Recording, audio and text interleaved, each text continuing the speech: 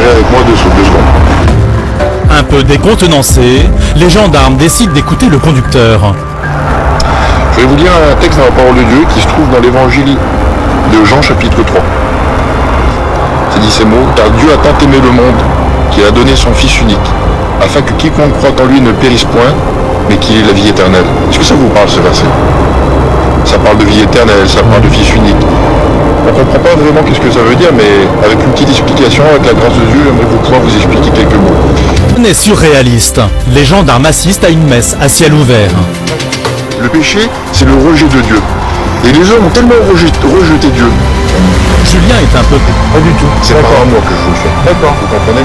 Notre monde, il a besoin d'amour. Et le message que je vous porte ce soir, c'est un message d'amour. C'est le prince de l'amour. Très bien. Vous voyez ce que je veux dire? Pour Julien, il y a un peu trop d'amour sur ce parking. Moi, je vous promets, de toute façon, je vais aller au contrôle technique. Mais un jour, on va tous passer devant le contrôle technique divin. Vous comprenez ce que je veux dire?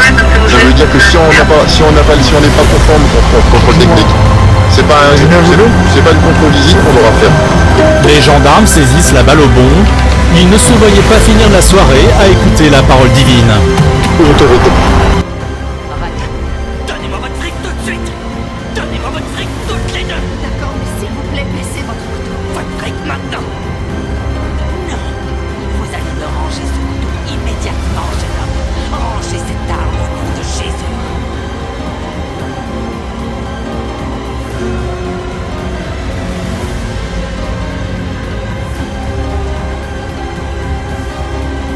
Récapitulons, d'accord? Il a pointé un couteau sur vous et vous lui avez demandé de baisser au nom de Jésus, c'est bien ça? Exact. Dans votre rapport, surtout, n'oubliez pas Jésus. Tout le monde met Jésus de côté aujourd'hui. Voilà pourquoi le monde va si mal.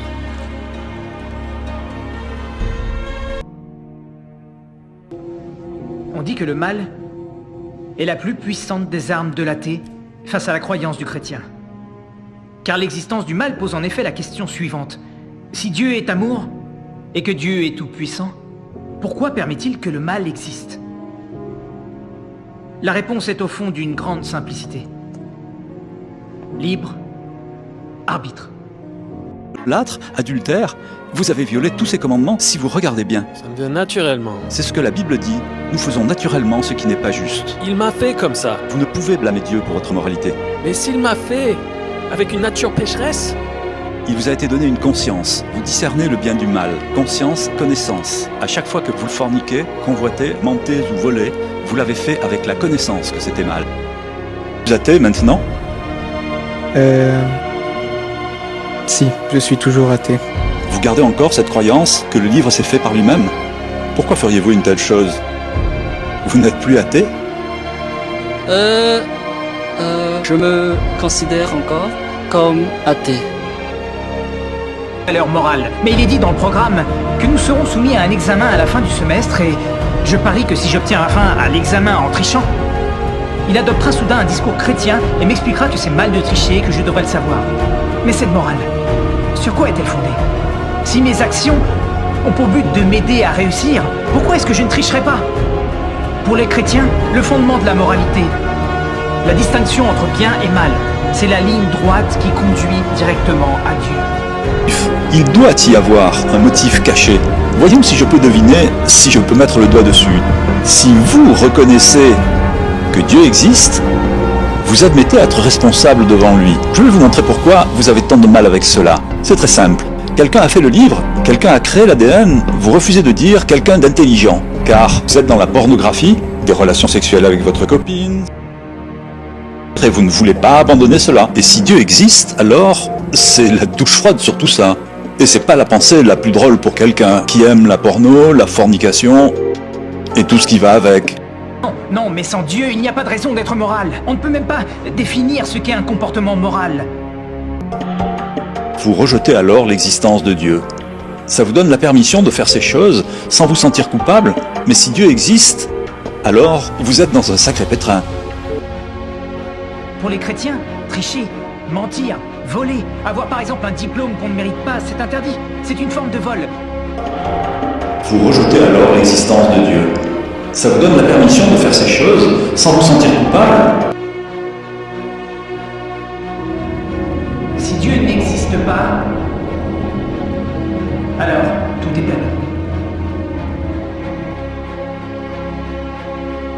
car je sais que vous savez que le Créateur existe. La Bible dit que Dieu vous a donné la vérité, mais vous la muselez injustement. C'est pour cela que vous niez son existence. Suis-je en train de toucher une corde sensible? D'une certaine manière. C'est censé? Oui, ça l'est. C'est censé, je suis toujours athée. C'est logique, je suis encore athée. Le livre s'est fait tout seul, mais c'est impossible. Comprenez-vous ce que vous faites? Oui. En effet, je me mens. Redites-moi ça. Je me mens. La Bible le dit ainsi. Et la condamnation, c'est que la lumière étant venue dans le monde, les hommes ont préféré les ténèbres à la lumière, car leurs œuvres étaient mauvaises, car celui qui pratique le mal déteste la lumière et ne vient pas à la lumière de peur que ses œuvres ne soient dévoilées. Alors, pourquoi ne pas examiner votre cœur et dire « Est-ce que je recherche vraiment la vérité là, ou est-ce que j'essaie de fuir Dieu comme Adam l'avait fait ?» Vous comprenez? Vrai.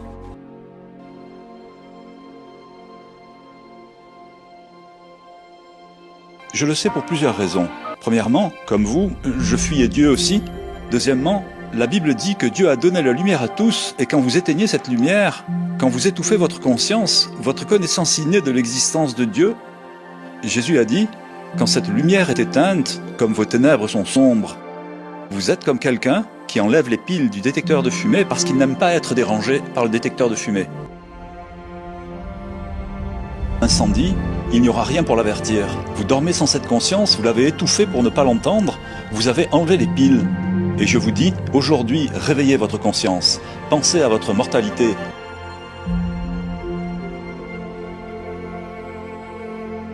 Votre mort. La Bible dit qu'un athée est un fou. Quand elle l'appelle un fou, c'est parce qu'il nie la lumière innée que Dieu a donnée à tout homme, la connaissance du bien et du mal.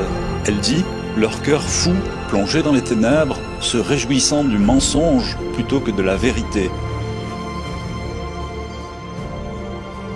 Un mensonge. Je vous donne des preuves, des faits.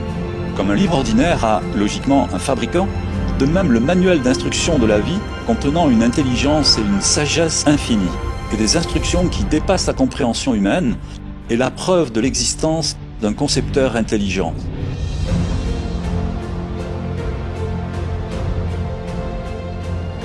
Mais vous luttez pour la même raison qu'un voleur qui ne veut pas de policier. La dernière chose que vous voulez, c'est Dieu dans votre vie. Car vous aimez votre porno, vos relations sexuelles, en dehors du mariage. Je prêche à des convertis quelque part. Car je sais que vous savez que le Créateur existe.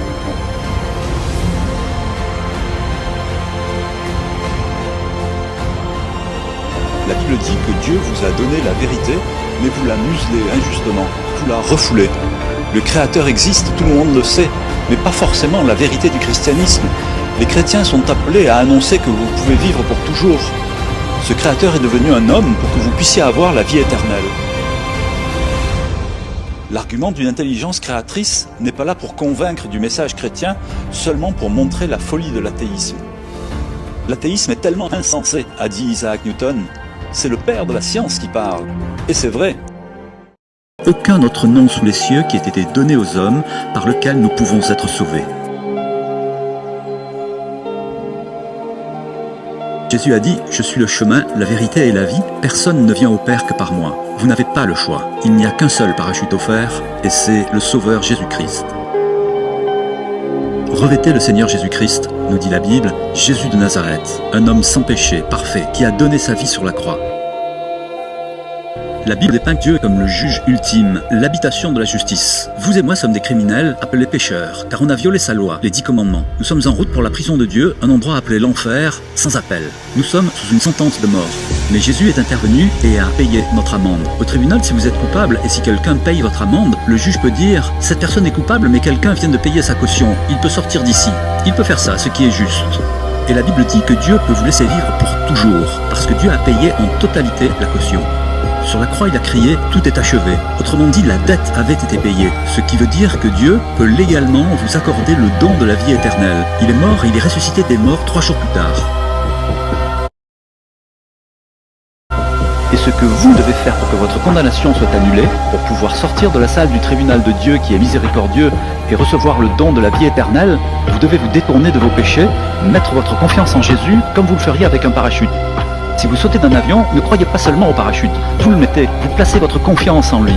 Et c'est ce que vous devez faire avec le Sauveur. Nous avons connu l'amour parce qu'il a donné sa vie pour nous.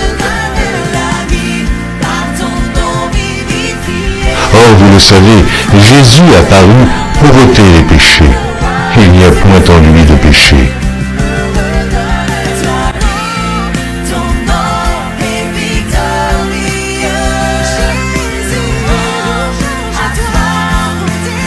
Je préfère défendre Dieu et être jugé par ce monde que défendre ce monde et être jugé par Dieu.